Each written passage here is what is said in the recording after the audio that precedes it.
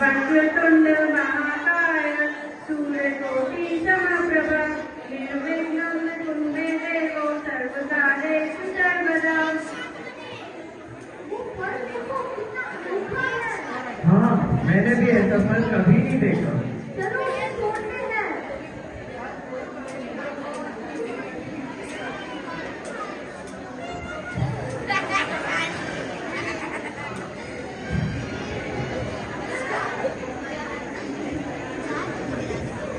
ये मेरा फल है, इससे पहले मैंने देखा है। नहीं, ये फल मेरा है, इससे पहले मैंने स्पर्श किया है। नहीं, ये मेरा है। नहीं, ये फल मेरा है। नहीं, ये मेरा है। दोनों भाई लड़ने लगे और दोनों ही उस फल को बांटकर खाने के लिए तैयार नहीं थे। फिर कार्तिकेय ने सोचा, चलो माता जी और पिताजी से मदद लेते हैं। ठीक है, चलो।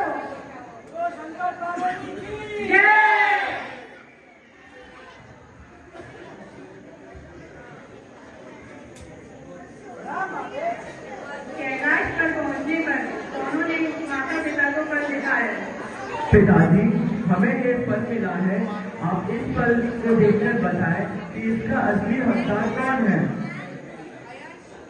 माँ, ये फल मेरा है, इससे पहले मैंने देखा है।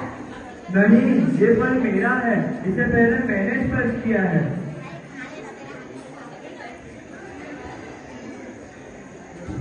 फल लेकर शिवजी ने कहा, अगर इस फल का असली हकदार इस फल का ग्रहण करे तो उसे अमृत तथा अतुलनीय बुद्धि प्राप्त होगी।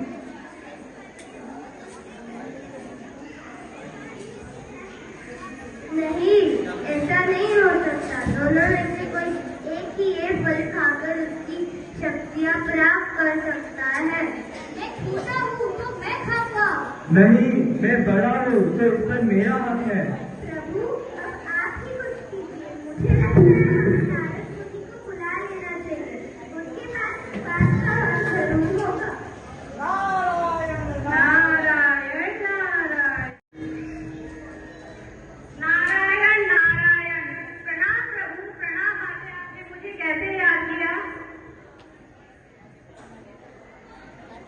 देवी पार्वती नारद जी को सारी कहानी सुनाई कि किस तरह ये फल दोनों पुत्रों को मिला और इसका असली हकदार कौन होगा। नारायण नारायण। मैं इन दोनों के सामने एक चुनौती रखता हूँ। जो इस चुनौती को जीतेगा वही इस फल का हकदार होगा। हमें चुनौती मंजूर है। हाँ हाँ, हमें मंजूर है।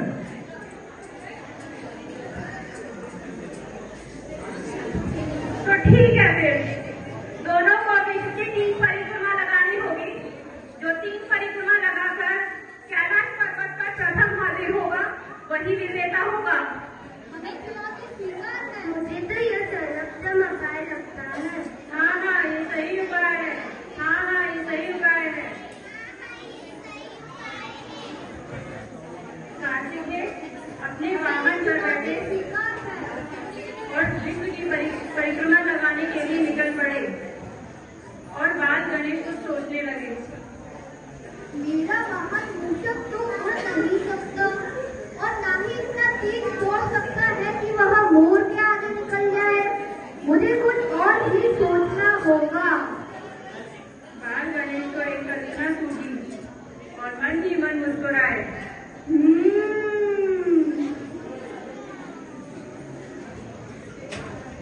गणेश ने अपने माता पिता के इर्द गिर्द चक्कर लगाना शुरू किया। सब चकित हुए कि बाल गणेश ये क्या कर रहे हैं।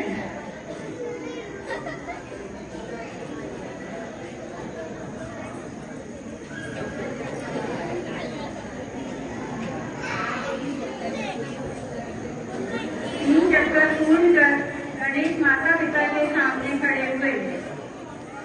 पिताजी, मैंने विश्व के 3 चक्कर पूर्ण किए। वो फल मुझे नहीं दीजिए। पर बेटा, तुमने तो हमारे इर्द-गिर्द चक्कर लगाए। कैलाश पर्वत पर तुम कहीं गए ही नहीं, तो तुम कैसे कह सकते हो कि तुमने विश्व के 3 चक्कर लगाए? माता, मुझे विश्व के 3 चक्कर लगाने के लिए कैलाश छोड़कर जाने की जरूरत ही नहीं है। वेदों और और शास्त्रों में लिखा है, माता पिता के चरणों में ही पूरा विश्व है। तो आप दोनों मेरे विश्व हुए ना।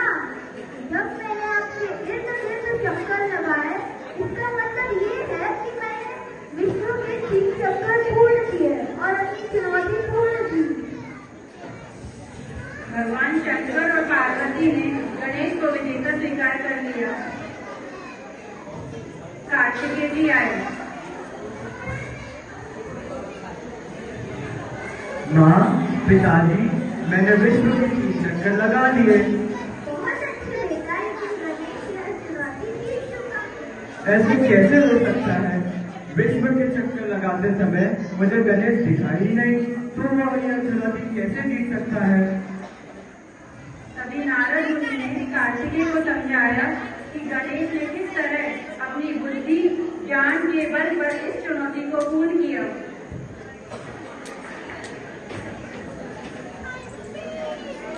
पुत्र गणेश, तुम ये चुनौती जीत गए, ये लो तुम्हारा फल।